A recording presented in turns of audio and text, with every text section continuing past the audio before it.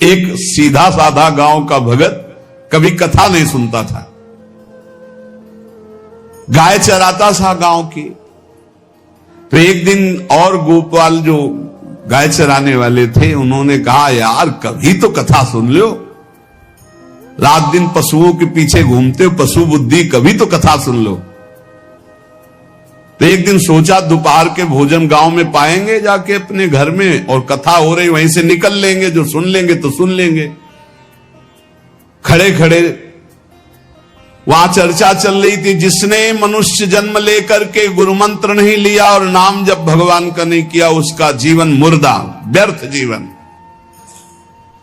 चला गया सुन के, और बार बार वही दिमाग में कि पंडित जी कह रहे थे गुरु मंत्र नहीं लिया और नाम जप नहीं किया तो मुर्दा जीवन। जिन हरि भगत हृदय नहीं आनी, जीवित सौ समानते प्राणी। दूसरे दिन फिर गया, कहा पंडित जी आपने कल कथा में कहा था गुरु मंत्र ले लेना चाहिए, नहीं तो जीवन मुर्दा हो जाता है, बेकार जीवन रहता है। तो देव गुरु मंत्र आप, और तो हम किसी को जानते नहीं। तो देखा फटा पुराना कपड़ा, डंडा लिए एक चरवाहा। तो उनका ऐसे थोड़ी कि तुरंत गुरु मंत्र दे दिया जाता है, आखिरी दिन कथा के मिलना फिर दे देंगे, टाल दिया। अब वो आखिरी दिन कथा के तो दिन चढ़ावा चढ़ रहा था, तो पंडित जी ने कहा जब चलें तब ले लेना गुरु मंत्र, टाल दिया। अब वो जब आखिरी दिन के बाद वो, तो उस समय घोड़े पे बैठ सब सामान लाद के पंडित जी चलते थे, वो तो सब सामान लाद के चलने लगे। हो तो पीछे पंडित जी आप जो कह रहे थे कि गुरु मंत्र देंगे, आप गुरु मंत्र दे दीजिए। पंडित जी रबड़ी पवाई गई थी, घोड़े से उतरे, घोड़ा एक भगत के यहां खड़ा किया और लोटा लिया और भागे, क्योंकि सोच लगी थी। अब वो भगत किसान आदमी, गांव का गंवार आदमी पीछे लगे, पंडित जी अरे गुरु मंत्र दे दो, कितने दिन से टहला रहे हो आप। अरे उनका प्यार मतलब सोच का पैसा, तू गुरु मंत्र की बात कर। अब वो पीछे लगा कि अब हम नहीं जाने वाले, आपने सब सामान लाद ली थी, भगवान की कृपा कहो कि आपको सोच लगी आई, नहीं तो आप हमको तो गुरु मंत्र ही नहीं देते, हम आपको नाम पर विश्वास की बात। पंडित जी तो दात गपोचन, जय गुरुदेव की, जय गुरु। वो दबकाए है दात गपोचन, मतलब एकदम मूर्ख आदमी, तो सोच तो। वो प्रणाम कर लिया, जय गुरुदेव, धत गपोचन, धत गपोचन। जपना न राधा न कृष्ण न राम न हरि। घर आया, बोले आज से गाय चराना बंद। बोले क्यों? बोले गुरु मंत्र मिल गया, अब हम भजन करेंगे, हमारा जीवन मुर्दा नहीं रहेगा, अब जीवन सार्थक रहेगा।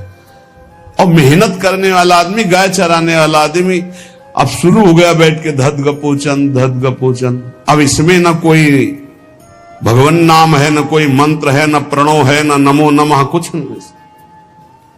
गांव के लोग, घर के लोग बोले कि यार 50 गाय चराता था, पता नहीं कौन सा हम लोगों का पाप उदय हुआ कि कह दिया कि कथा सुन लेना। अब वो गाय चराना भी छोड़ दिया, गपोचन शुरू हो गया।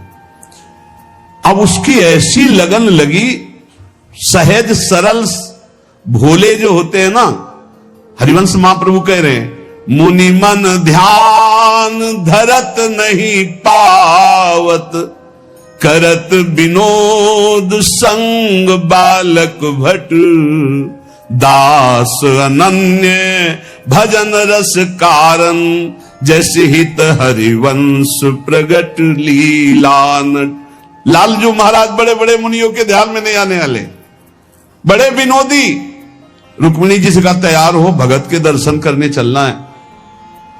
रुक्मिणी जी ने कहा बहुत दिनों बाद आज आपको किसी भक्त की याद आई, प्रभु जरूर कोई महाभागवत होगा, हम चलते हैं। बोले बहुत विचित्र महाभागवत। चले, साधारण वेश में चलना है। जब गांव में गए, उस भगवान तो सर्वज्ञ ही है, उसके घर के दरवाजे में बैठ गए और रुक्मिणी जी से कहा कि पहले तुम मिल के आओ भगत के, फिर हम मिलेंगे। रुक्मिणी जी ने कहा हाँ ये उत्तम बात है, पहले हम उनको दर्शन दे के और दर्शन करके आती है। तो आंख मूंदे से न खाना न पीना, धत गपोचन। रुक्मिणी जी इनका ये कौन सा नाम भगवान का, न विष्णु शास्त्र नाम में है, न गोपाल शास्त्र नाम में है, और कहीं हमने पढ़ा नहीं, ये कौन सा भजन कर रहा है? कहे किसका भजन कर रहे हो? चुप रहा। फिर किसका भजन कर? 2-3 बार तो गुस्सा के आंख खोला, देखा कोई स्त्री, तो बोले तुम्हारे खसम का भजन कर रहे हैं। और किसका कर रहे हैं? वो रुक्मिणी जी आ गई, बोले बहुत जानकार भगत है प्रभु द्वारिकाधीश से कहा बहुत जानकार भगत है। बोले क्यों? बोले हमने कहा कि किसका भजन कर रहे हो, देखो हम इतना छुप के गई थी, लेकिन वो पहचान गए, वो कह रहे तुम्हारे खसम का भजन कर रहे थे। अब भगवान ने कहा हाँ तभी तो हम आए भगत जोड़कर। बोले प्रभु आप दर्शन बाद में करना, जाके पहले हमारा प्रश्न बता, प्रश्न का उत्तर दे दो कि आपके विष्णु शास्त्र नाम, गोपाल शास्त्र नाम, बहुत से नाम हैं, ये नाम तो हमने कभी नहीं सुना। भगवान ने कहा ये नाम हमको तो बहुत प्यारा है। बोले आपको कब, मतलब ये कब कैसे नाम रखा गया? बोले बहुत प्यारा है, हमारा ब्रज का रखा हुआ नाम है, ब्रज में मैया ने रखा था। कैसे रखा था? बोले एक दिन मैं माखन चोरी कर रहा था, सखा के कांधे पर खड़ा हुआ, ऊपर माट में हाथ डालकर मक्खन पूरा ऐसे खाता जाता, सखा को पवाता जाता। इतने में मैया और गोपी जन आ गई। एक कन्हैया ये क्या कर रहा है? अब हमने देखा कि फंस गए। हमने कहा कि मैया हमें बहुत भूख लगी थी और देखा कि इसमें चींटी चढ़ी हुई है, तो हम चींटी निकाल रहे थे। तो बोले चींटी कैसे निकाल रहे थे? यहां पूरा हाथ सना हुआ है तुम्हारा चींटी। बोले अरे भैया तू बावरी, जब चींटी को ऐसे निकालने करते वो अंदर चली जाती तो खबो खबो के निकाला, इसलिए ऐसा इतना हाथ हो। बोले यहां मुंह में भी जब तुम्हारे मक्खन लगा, एक मक्खी बार बार उड़ रही थी तो हम ऐसे मारा तो पूरा मुंह में मक्खन लगा। भैया ने कहा धत गपोचर। बोले ये उस समय का नाम रखा हुआ है, मेरा बाल गोविंद में जब मैया ने रखा था मक्खन चोरी के समय उस। अब आप विचार करके देखो, भगवान का साक्षात्कार गुरु वचनों पर विश्वास होने पर साधारण शब्द बोला तो भगवान तो सर्वलोक महेश्वर सर्वज्ञ, उनके सब अक्षर, जैसे हर अक्षर में आ विराजमान है, का खा गा घा आ, ऐसे ही सब अक्षरों में ब्रह्म विराजमान है। फिर राधा नाम तो स्वयं हरि जपते हैं, और राधा नाम तो परम प्रेम में है और बड़ा गुही है। विश्वास करके जब वो धदगपोचंद जपा तो रुक्मिणी द्वारिकाधीश भगवान दर्शन देने आ गए, और तुम विश्वास करके राधा राधा जपोगे तुम्हें नहीं प्राप्त हो जाएगा? अरे यही राधा स्वयं भगवान हरि जपते हैं। इसलिए पहला जीवन का चरम लक्ष्य भगवत प्रेम, भगवत प्राप्ति।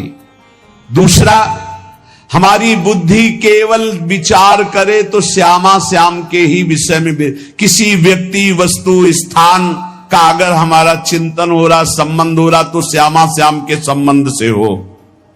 जैसे गोस्वामी तुलसीदास जी कहते, नाते नेह राम के मनियत सुहृद सुसेव्य जहां लो। अगर ऐसा नहीं तो फिर हर वस्तु व्यक्ति स्थान में एक आसक्ति है, वो बांध लेगी, आप श्यामा श्याम तक नहीं पहुंच पाएंगे। इसलिए बुद्धि का जरूरी है प्रिया प्रीतम में स्थित होना। अगर बुद्धि ये निश्चय कर ले कि परम सुख स्वरूप श्यामा श्याम ही हमारे हैं, हम श्यामा श्याम के हैं, सुख है तो श्यामा श्याम के नाम में, रूप में, लीला में, धाम में। अभी आपने सुना आनंद का तारतम्य। तीसरा, जो गुरुदेव ने नाम दिया इससे बढ़कर महत्व तो किसी नाम में नहीं होना चाहिए, किसी की निंदा नहीं। सब नाम हमारे प्रभु के हैं, पर हमारे लिए सर्वश्रेष्ठ नाम हो गया जो गुरु ने दिया है, जो मंत्र दिया, जो नाम दिया। एक एकांतिक में आए और बोले हम कुछ 2-4-6 महीने से हम आपके शिष्य हैं, मंत्र ले लिया है। स्वप्न में एक महात्मा आए और उन्होंने हमको और मंत्र दिया है, तो अब तो हम समस्या में फंस गए कि आपका दिया गुरु मंत्र जपें या स्वप्न में कोई और महात्मा आए थे उनका दिया जपें, क्या करना चाहिए? हमने कहा तस्मात् शास्त्रम प्रमाणम। जब सप्त ऋषि जी आए, स्वप्न में नहीं, सीधे साक्षात आए पार्वती जी के पास, और कहा ये किसके लिए तपस्या कर रहे हो? महादेव जी के लिए। महादेव जी में क्या है, चलो हम तुम्हें भगवान नारायण को पति रूप में, भगवान विष्णु वैकुंठाधिपति अपार वैभव, उनको। तो जो माता जी ने बात कही पार्वती मैया ने, वही बात पकड़नी है। उन्होंने कहा तजऊ न नारद कर उपदेशु, आप कहें सतबार महेशु। सप्तऋषियों, अपने गुरुदेव नारद जी के उपदेश का मैं कभी त्याग नहीं कर सकती, चाहे स्वयं इष्ट देव भगवान शंकर आकर सैकड़ों बार कहें तो भी। तजऊ न नारद कर उपदेशु, आप कहें सत बार महेशु।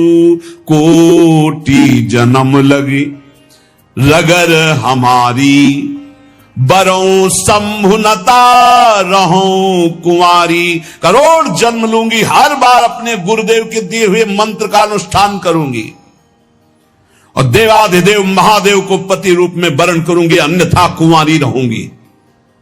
बहुत सी कन्याएं और बहुत से वर हैं, आपको ब्याह कराने का शौक है तो आप जाइए, लेकिन मैं पर्वत से प्रकट हुई हूं, हिमालय से मैं अडिग हूं अपने गुरुदेव के वचन में।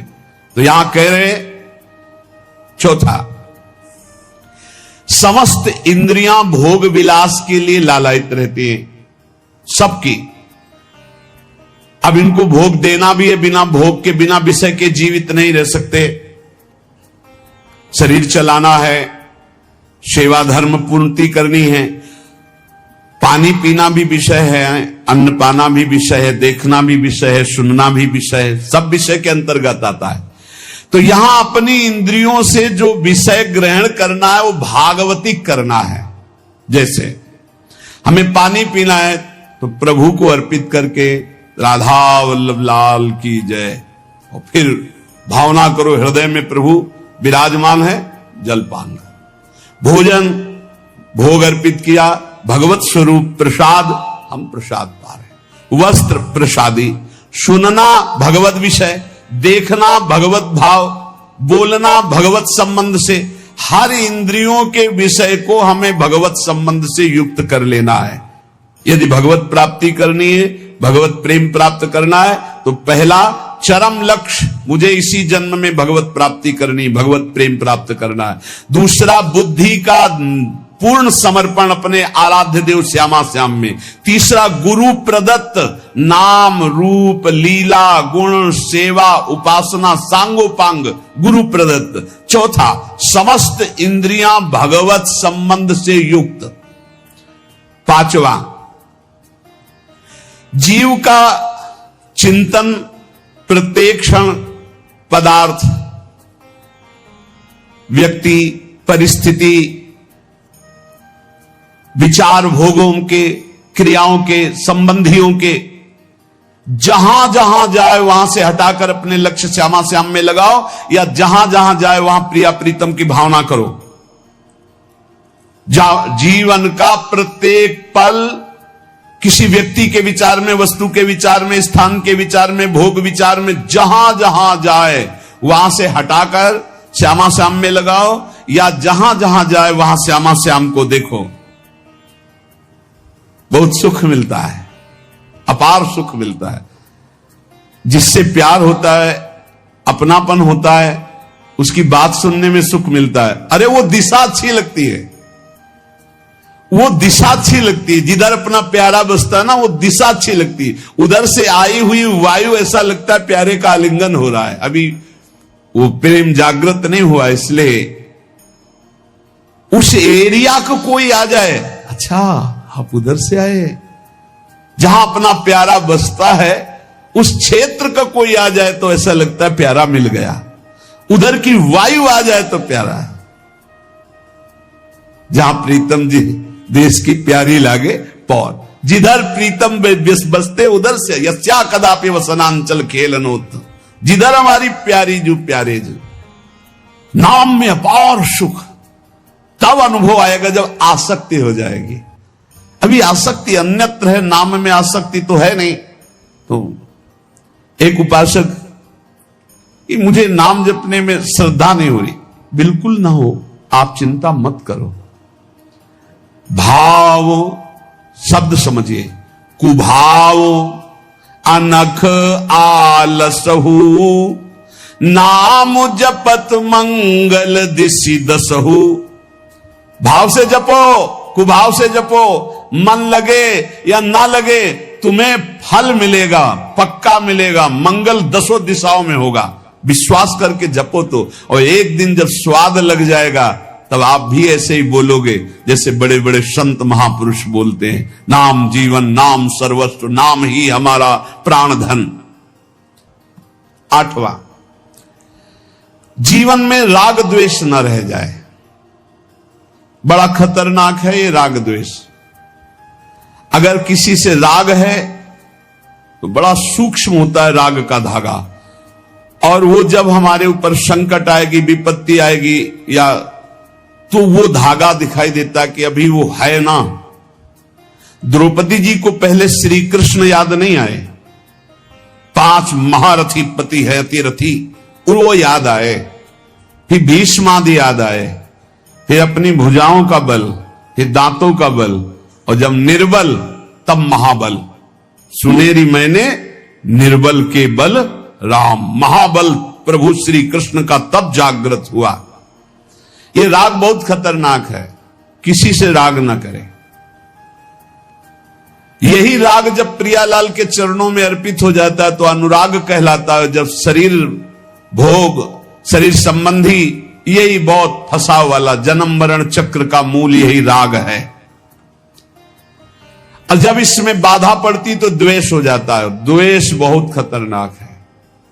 भजन कर रहे हैं, कई वर्ष पहले किसी ने कुछ कहा, याद आ गया और जलने लगा हृदय, उसकी पूरी सामने झांकी है, भजन कर रहे हैं प्रभु का, और झांकी है उस द्वेष जिससे हुआ है, और हृदय जलने लगा।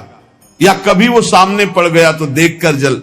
द्वेष ना होने पावे, अजात शत्रु ते सदा, भक्त अजात शत्रु होता, एक भी पूरा सृष्टि में शत्रु ना होने पावे। 9वां, प्रत्येक परिस्थिति में अपने आराध्य देव के द्वारा दिया गया मंगल विधान है ऐसा मानना।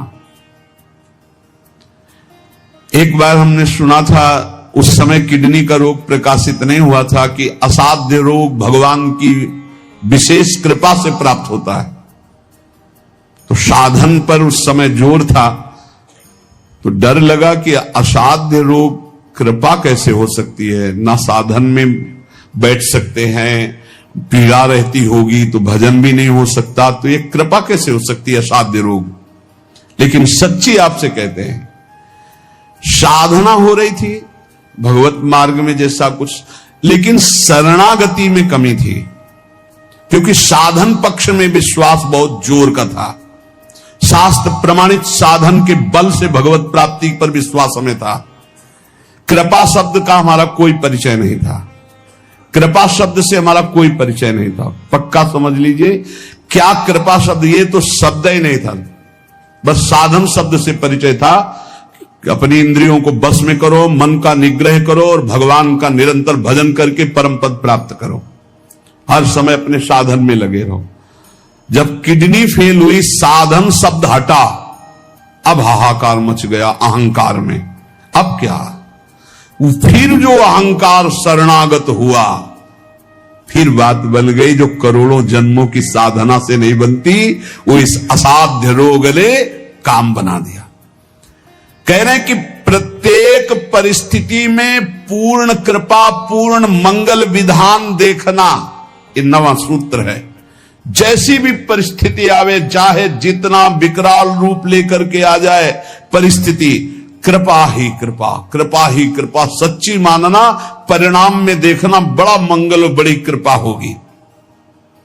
10वां, प्रेम प्राप्ति के मार्ग के पथिक का जीवन बड़ा विनयमय, बड़ा विनम्र, बड़ा संयमी, सदाचारपूर्ण, त्यागमय और शांत सुख स्वरूप, प्रेमी महात्मा का ये स्वरूप।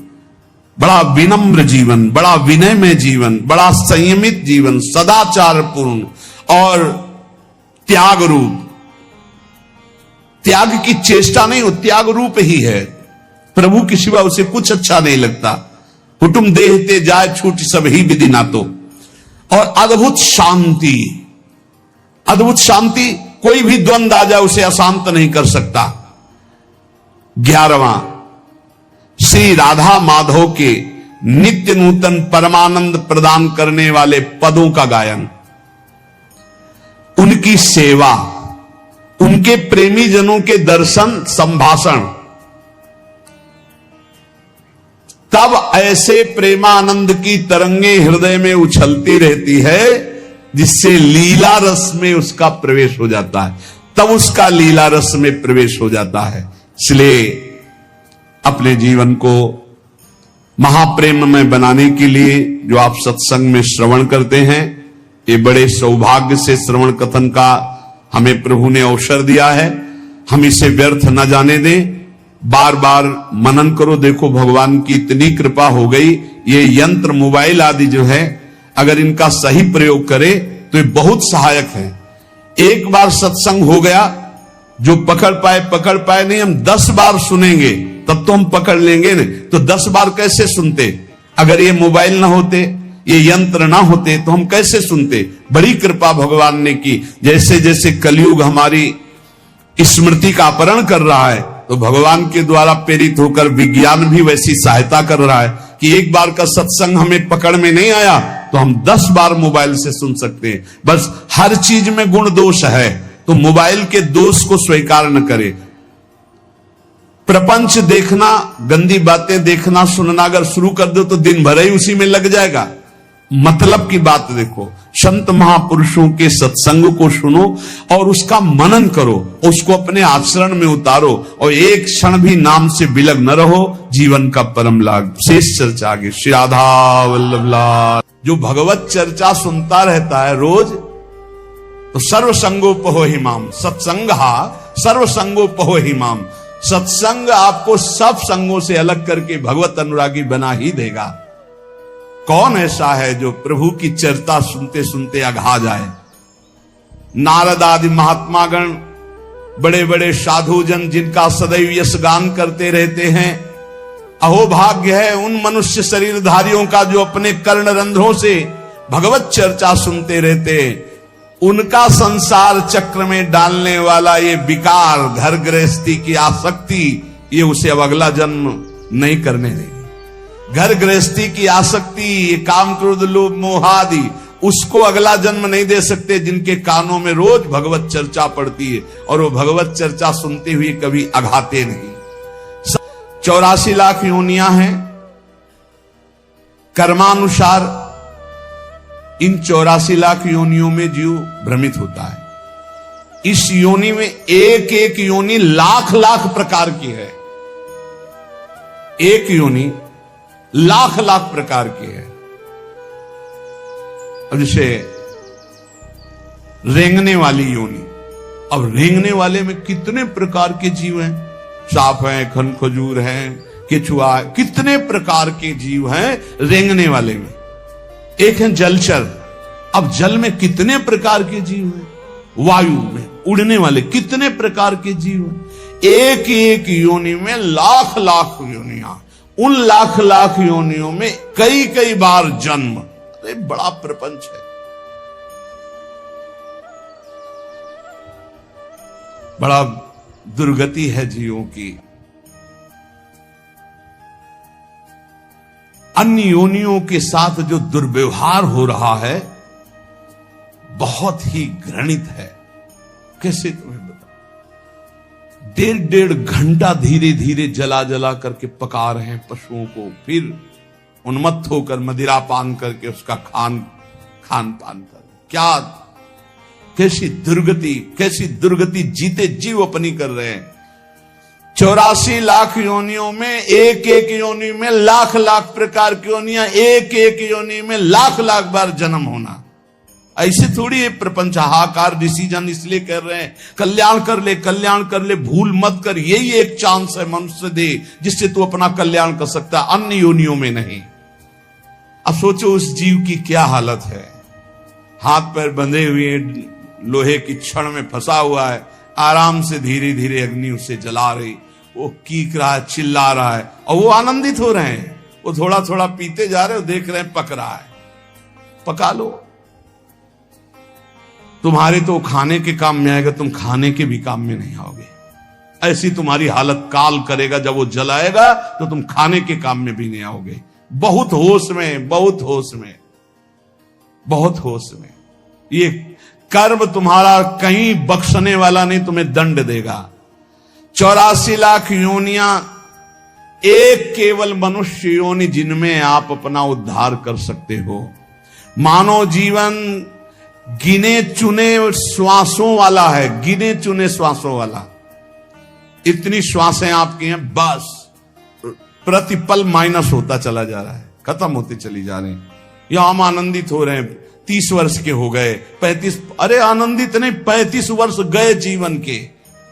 मूल कार्य के लिए जो आए हो भगवत प्राप्ति, उसमें क्या किया? बोले कुछ नहीं, अभी तो खेलने खालने की उम्र है, मरने की उम्र कौन सी है? कभी भी तो मर सकते हो, तो अपना काम क्यों नहीं बना लेते? राधा राधा राधा, यही अवसर है जीव आवागमन के अनादि चक्र से अपना छुटकारा करके अपने स्वरूप में स्थित हो सकता है, भगवत प्राप्ति कर सकता है। जन्म मृत्यु का चक्र कब तक चलेगा? अकल्पनीय, कल्पना भी नहीं कर सकते। काल चक्र आपको घुमाता रहेगा, इसलिए मनुष्य जीवन में भगवत प्राप्ति का अवसर है। ये काम, क्रोध, लोभ और मोह, ये 4 प्रधान ऐसे हैं जो इस चक्र को चलाते रहते हैं। आवागमन, पुनरपि जननम पुनरपि मरणम पुनरपि जननी जठरे शयनम, ये चक्र चलाते रहते हैं। काम, क्रोध, लोभ, मोह, इन्हीं को नरक की गति कहा गया है। इनमें से किसी में भी एक में पैर पड़ जाए, काम में, क्रोध में, लोभ में, मोह में, फौरन चारों आज करके उसके घुमाने लगेंगे, बार बार जन्म, बार बार मरण। नरक की दारुण यंत्रणा हर योनि में उसको प्राप्त होगी। केवल मनुष्य योनि ऐसी जिससे अपने को बचा सकते हो।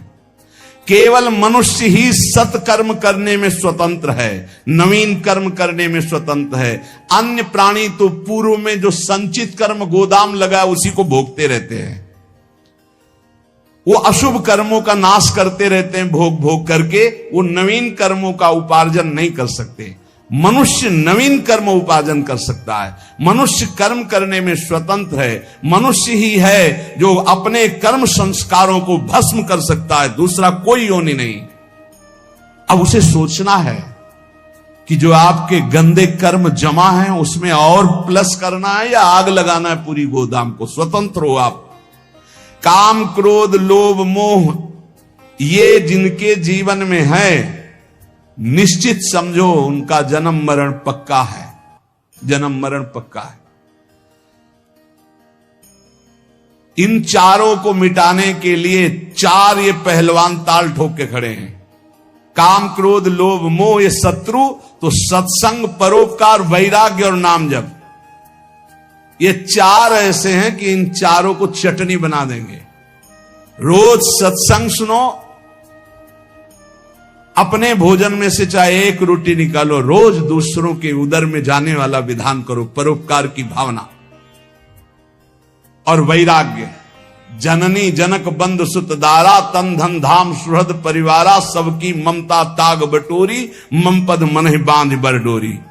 छोड़ दो भगवान के भरोसे में और अपने कर्तव्य का पालन करो। ज्यादा चिंता मत करो, चिंतन करो प्रभु का, वो सब संभाल लेंगे। अनंत ब्रह्मांड संभाल लें। तुम्हारे परिवार में तो 2 4 6 लोग ही होंगे।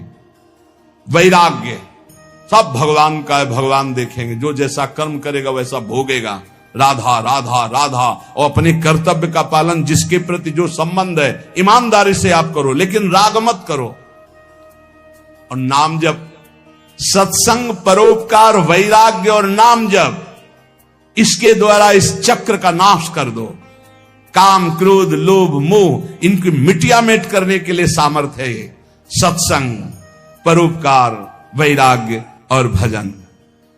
अब भगवत धाम और नरक ये 2 हैं। चयन करो तुम्हें कहां जाना है। अगर काम, क्रोध, लोभ, मोह तो त्रिविधम नरकस्येदम द्वारम नाशनमात्मनः कामा क्रोधा तथा लोभा। और यदि सत्संग, परोपकार, वैराग्य, भजन तो भगवत धाम। ये दो गतियां हैं। उपासक देख लो, अगर भगवत धाम जाना है तो इन चार बातों को छोड़ना होगा। काम, क्रोध, लोभ, मोह, चार बातों को पकड़ना होगा। रोज सत्संग, रोज परोपकार और सबसे अंदर से वैराग्य और खूब नाम जप। इसी के द्वारा भगवत प्राप्ति होती है। तीर्थपाद भगवान श्री हरि के जो गुणानुवाद लीला कथा है, जब कथा सुनते सुनते कथा में स्वाद आने लगे, एक एक शब्द बहुत गंभीर आनंददायक लगने लगे, तब समझ लेना चाहिए कि अब हमारे कल्याण का अवसर आ गया। भगवान की बातें बहुत प्रिय लगने लगे, भगवत चर्चा एक आनंद देने लगे। समस्त विषयों से वैराग्य उसी का होता है जो रोज सत्संग सुनता है। पर सत्संग सुनना, समझ लीजिए, कल श्रोता का वर्णन हुआ था, चातक की तरह सुनना। हमारा जीवन है सत्संग, उसका मनन करना, उसको आचरण में उतरना, कि सुने बस चले गए। इतना समय तो सार्थक हुआ, पर मनन नहीं करोगे तो सत्संग का हृदय रूपी अंधकार नाश करने का जो प्रभाव है वो मनन से होता। मनन नहीं तो फिर नहीं बन पाएगा। सुन लिया, दूसरों को सुना दोगे, काम नहीं बनेगा। भगवत चरणारविंद के निरंतर चिंतन की सामर्थ्य सत्संग से प्राप्त होती है। समस्त दुखों का नाश भगवत चिंतन से होता है। जो भगवान की चर्चा को कानों से सुनता रहता है तो उसके हृदय का मोह मल नाश हो जाता है, वो वैरागी हो जाता है। वैरागी का केवल भेष से मतलब नहीं, अंदर से है। जैसे चक्रवर्ती सम्राट अम्बरीश जी वैरागी हैं। चक्रवर्ती सम्राट अवध का पूरा शासन कर रहे हैं भरत जी, लेकिन परम वैरागी। जो अनुरागी है वही परम वैरागी है, जो परम वैरागी वही अनुरागी है। मुझे तो सबसे ज्यादा वो सोचनियों में भी सोचनीय अज्ञानी पुरुष लगते हैं जो कभी सत्संग सुनने नहीं आते। पिछले पूर्व पापों के कारण उनको भगवान की कथा में सुनने में बिल्कुल रुचि नहीं है, और अगर कभी कोई उनका मित्र आदि ले भी आवे तो सुनना नहीं चाहते। तो आओ सुन के हम बाहर खड़े हैं, वो इतनी दूर खड़े हो जाएंगे कि कान में शब्द ना पड़े। और अगर कभी सत्संगियों को देखेंगे भी तो उनके दोष दर्शन करेंगे, इनका क्या सुधार हुआ सत्संग से, ये वो ऐसा। हाय हाय, बड़े शोचनीय है कि मानव देह प्राप्त करके उनको सत्संग नहीं मिला। काल भगवान ऐसी अमूल्य श्वासों को व्यर्थ में नष्ट करवा रहे हैं। उनकी वाणी दूसरे की निंदा, प्रपंच गायन में, देह भोगों में, व्यर्थ के वाद विवाद, व्यर्थ की चेष्टा, व्यर्थ के चिंतन में उनका जीवन चला जाता है। इसलिए इस लोक में